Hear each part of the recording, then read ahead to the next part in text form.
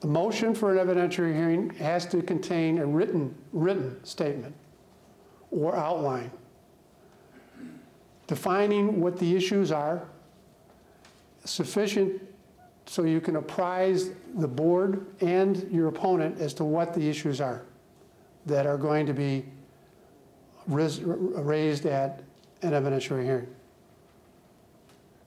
If you are asking for an evidentiary hearing as far as a record examination issue, you must identify the sheet number and the line number of the signature for which you expect or wish to introduce evidence. You're going to be limited at the evidentiary hearing to the matters that you raised in your motion. So make sure that it's complete, because with very limited exceptions, you're not going to be allowed to amend it. Purpose is to put the board and your opponent on notice as to what's going to be addressed at an evidentiary hearing. What we want to avoid is the element of surprise,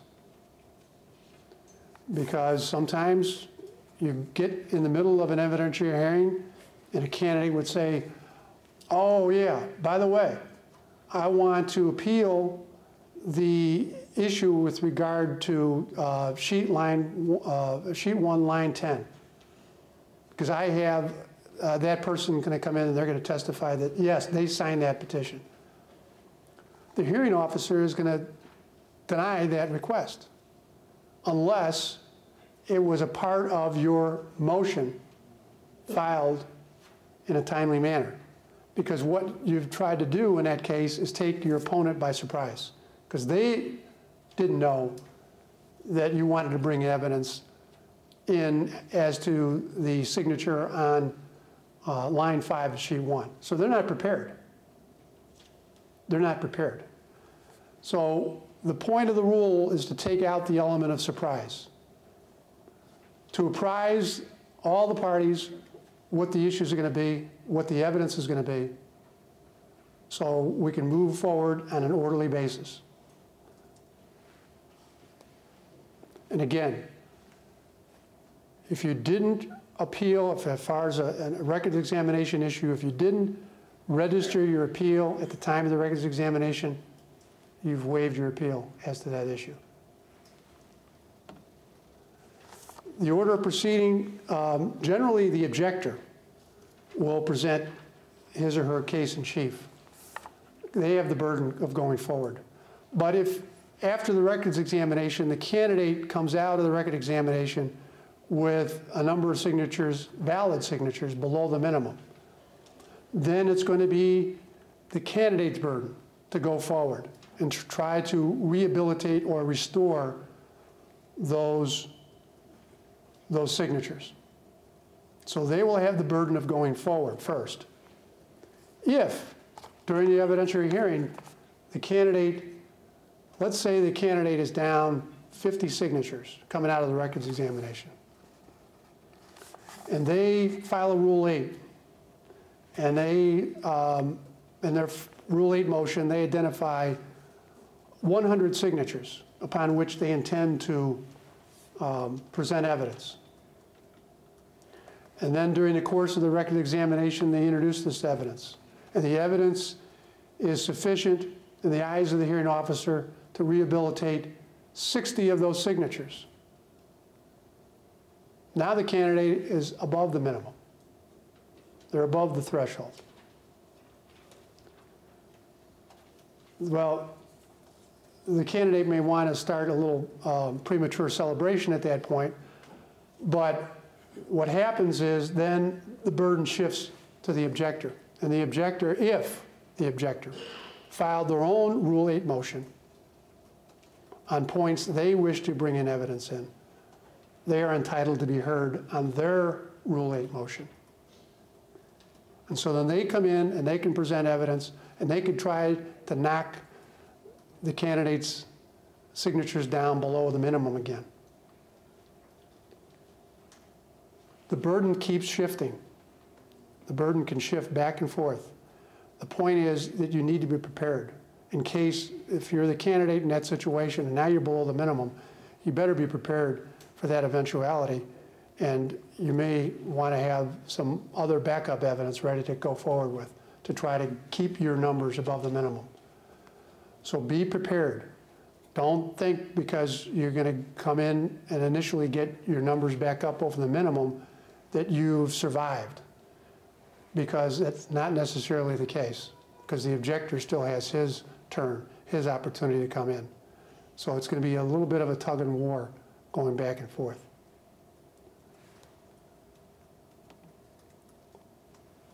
Again, the types of evidence. We mentioned that we're not bound in all particulars by formal rules of evidence. We try to follow the rules of evidence in the Circuit Court of Cook County, but we're not bound in all particulars. We do allow some evidence that may not be accepted in the Circuit Court, for example, on affidavits. Affidavits may be considered in determining whether signatures found not to be genuine during the record examination are in fact genuine signatures. Just because a candidate comes in with an affidavit doesn't prove, it's not rebuttable evidence, it's not irrebuttable evidence as to the matters asserted in the affidavit. That affidavit is simply another piece of evidence that the hearing officer may consider. We've had situations where affidavits are brought in by a candidate and the signature on the affidavit, this is the voter saying he signed the petition, but that signature doesn't match the signatures on the petition. It doesn't match the signatures in the voter registration database. It doesn't match anything. And there's no explanation why it doesn't match.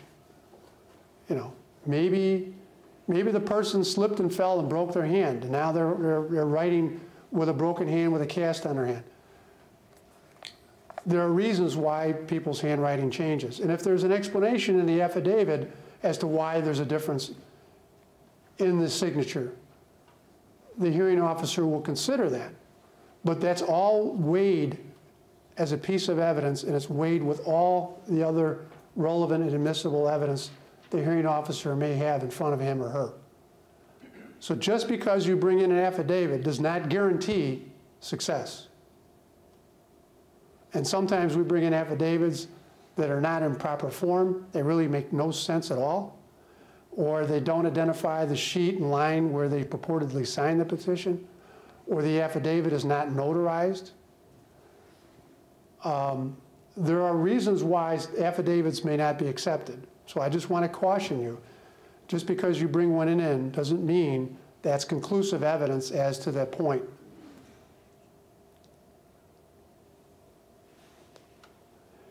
Witnesses, the parties are responsible for bringing in witnesses. The board will, upon request, issue subpoenas. If you have a witness that's not under your control and you want to have them attend the hearing, request the hearing officer to issue a subpoena.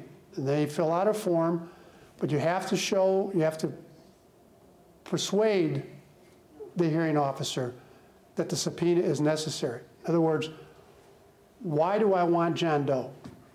Well, John Doe, he's my landlord, okay? And he's going to testify that I reside at this address. Okay, that's relevant to the issue of residency if that's an issue. But you can't call in someone who, for some purpose that's totally unrelated or immaterial to the issue at hand. So you've got to demonstrate to the hearing officer that you need a person to testify, why you need them to testify. And they will issue a subpoena for that individual. And you're also probably going to need to tell the hearing officer how long is it going to take you to get that person in to testify. And they will figure out a date and set out a date long enough for a hearing so there's some reasonable assurance that that person will appear in response to the subpoena and will be available to testify. But it's the party who asked for the subpoena.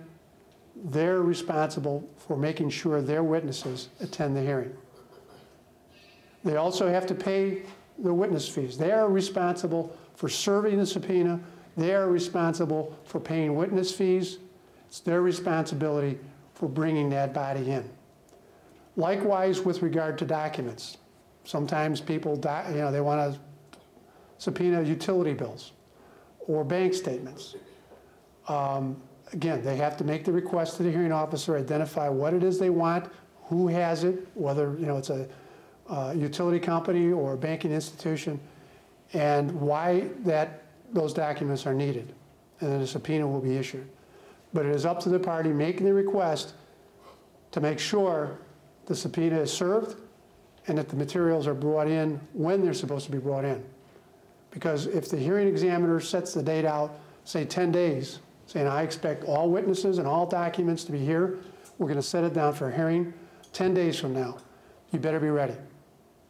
Because if you're not, unless you have a really good excuse, the hearing officer is going to say, I'm going to go forward, and if you don't have the evidence, I'm sorry, we're going to move forward without that evidence. If you serve a subpoena in the proper form, you pay the witness fees, the person doesn't show up, or the documents are not tendered to the board, there is a mechanism for asking the board to enforce the subpoena. And we have, on occasion, had to go to the Circuit Court of Cook County to seek an order to enforce the subpoena. It doesn't happen too often, but is an available sanction if necessary. Business days. We talked a little bit about this. We're going to be here every day, except for possibly Christmas and New Year's if we're still going then. We're open Monday through Friday, or we're here from 8:30 to 5. We'll post up that we're going to be working on weekends. Now, if you've got a document, you file on the 6th floor upstairs in this building. There's a counter. We have what we call the Electoral Board room up there, and we have that manned at all hours. So if you file a document, you can file it upstairs on the 6th floor. You can also file by facsimile, by fax number. You see that number listed here. It'll also be in the rules of procedure. And also by email. We're really getting high tech nowadays.